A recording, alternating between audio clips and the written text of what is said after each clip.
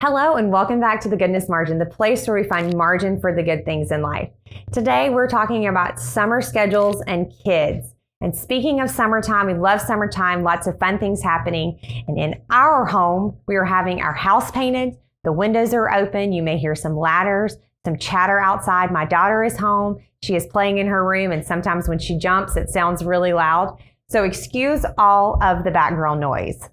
I want to share with you what has worked for us. This is a system that we adapted last summer, and I have changed it just a little bit to work for this summer. So let's start with my teenager. He is 14, almost 15. He does have a job this summer. He has a really busy summer. He is going to a couple of different camps. He's actually even going to be working at a camp. And so I want to create a schedule that can change for the days that he's gone from home for quite a bit of the day. But then the days that he is home, I don't want him just to be spending all of that time on video games or watching shows. I want him to be doing something a little bit more productive with his time. But yet, I don't want to have to micromanage the situation. He's 14. He's old enough to follow a schedule. So what I have done is I have adapted his regular week for a summer week.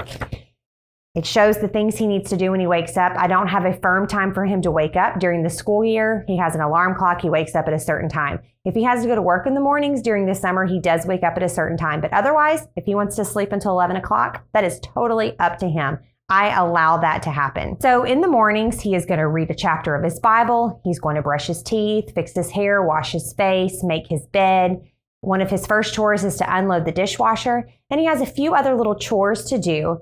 And then he can spend the rest of the time learning something. Now, I found this from Simply on Purpose on Instagram. She shared with us that she asks her kids this one question, and this one question really has changed everything for their summer. What would you like to learn?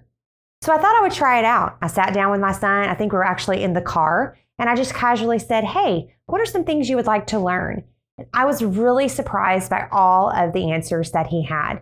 One of them was Japanese. He's been wanting to learn Japanese. I was able to find a free app that actually works really well. He spends about 15, 20 minutes a day on this app. It's fun and interactive, and he is learning something. Another thing he wanted to do this year in art, it re-sparked his love for art. And so he actually spent some of his own money and went and bought some new art supplies.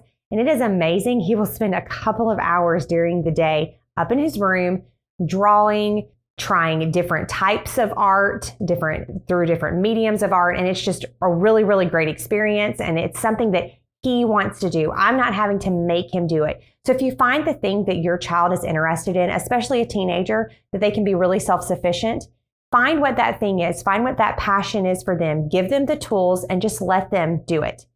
That will cure a lot of the mom, I'm bored questions. So lots of times I get a question about what about media time? My kids, all they want to do is watch shows or play video games.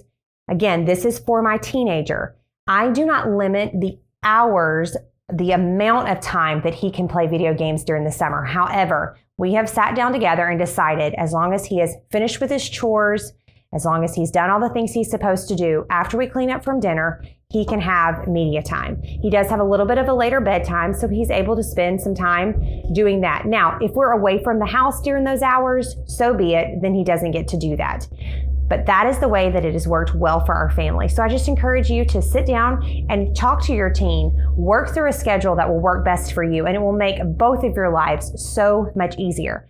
I have this schedule linked in the blog post that is linked below, and that way you can check it out and see what works for us, and maybe it would spark some ideas for you about what could work for your family. I do want to add this. I often get the question or the comment, but my child doesn't like to clean his room, but my son doesn't like to vacuum, but my daughter doesn't like to clean her bathroom.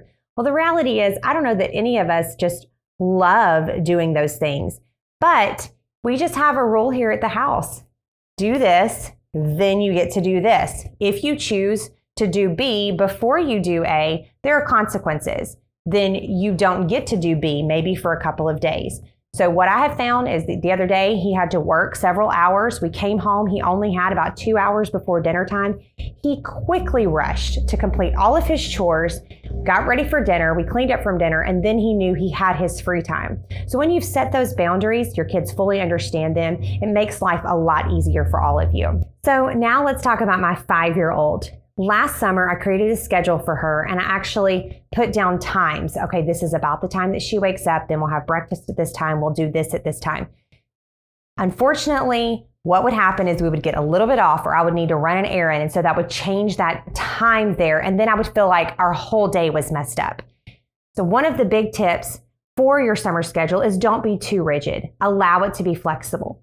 So I actually have 2 things for my daughter. She wanted a checklist like her brother has. And so we have this little summer week. She is going into kindergarten, so she doesn't read yet. And so I have photos here of the things. In the morning, she's going to make her bed, eat breakfast, get dressed, brush her teeth. And then I have some ideas of some things for her to do. Book time, art time.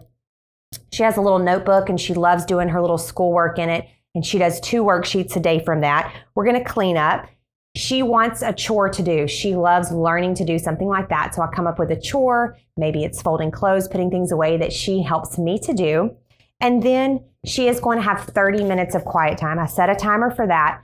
That's for her to have a minute, a downtime, and for me to have a few minutes of quiet time.